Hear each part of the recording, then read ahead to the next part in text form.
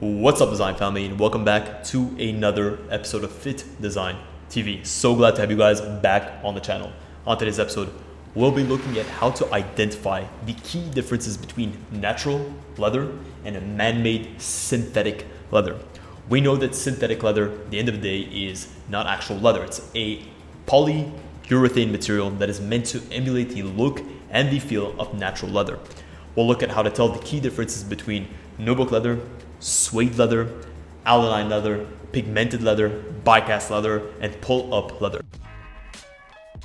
What's up, design family, and welcome to Fittdesign TV. So glad to have you here. On this channel, we discuss all things sports fashion, graphic design, manufacturing, and technology. We'll discuss key topics, answer pressing questions, and provide actionable steps on starting your own product line.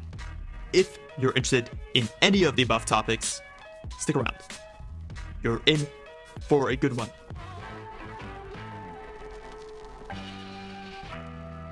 Getting right into the episode, the first comparison that we're going to want to make is how to tell real leather from fake leather. The easiest way that you can start is grab your eye and look at the surface of the material. Look at the pores. The pores are those small textures on the surface of the material. If they're extremely consistent, if they look super perfect, and they look like they were made in a factory or made in a lab, then chances are they were. If it doesn't, this does not necessarily mean that this is a natural leather. You can fake it, so it is then important to look at the edges of the fabric.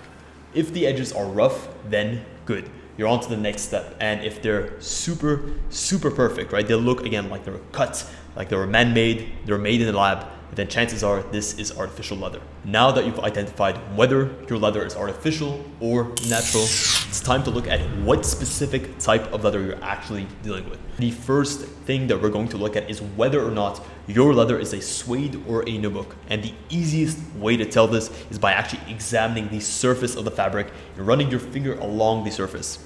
If you notice that no visible trace is left by running the finger across the surface, that means that you're not dealing with either of these two fabrics.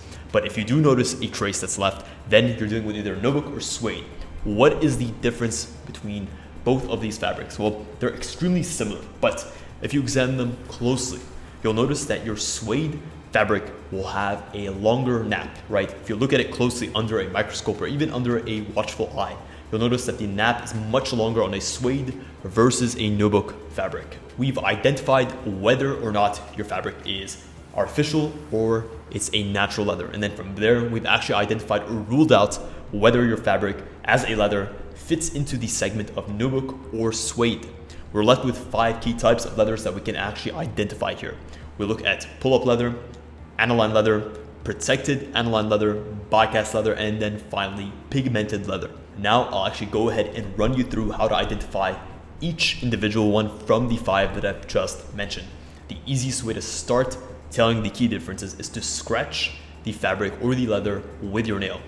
What you'll notice, if a mark is left, the next step from here is to test the fabric with a drop of water. If what you notice is that you actually leave an imprint or an impression on the surface of the leather, then you need to either try to stretch and fold the leather.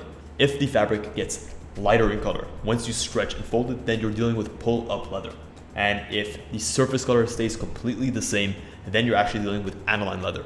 With the same nail scratch test, if you do notice that no mark is left, and then you try to pour some water onto the surface of the leather, and then you notice again that a mark is left, from there you know that you're dealing with protected aniline leather. However, on the flip side, if you try the fingernail test and you notice no mark is left, and then you try the water droplet test and you notice again that no mark is left, you need to observe the surface of the leather. From there, you'll notice 2 key things. If it has a shiny and plastic look and feel, then you're dealing with die-cast leather. And if it has a natural and rough look and feel, then you're dealing with pigmented leather. Well guys, that is it. That is a wrap on this episode. Hopefully you've enjoyed this definitive guide in terms of identifying the key different types of leathers out there. To help you guys, I've included a 9x16, pretty much an iPhone handy flowchart that I developed so that you guys can actually look at this when you're out next time and you're trying to tell the differences That way you know what type of leather you're dealing with and if you're dealing with a natural or a artificial leather. Guys, if you enjoyed this episode, please consider smashing a massive thumbs up. It really does help us out and it keeps us motivated to keep pumping out this content for you. We do offer one-on-one consultation calls for anyone looking to start their own fashion brand, anyone looking to scale their business to the next level, or if you're just a newbie looking to get started. I'll help you come up with a range plan, help you come up with a business plan to actually put this idea or this vision for your fashion brand in gear and make it happen. The slots are limited, so act fast. Thank you so much for tuning in to this episode of Fittdesign TV. Until next week's episode, stay awesome.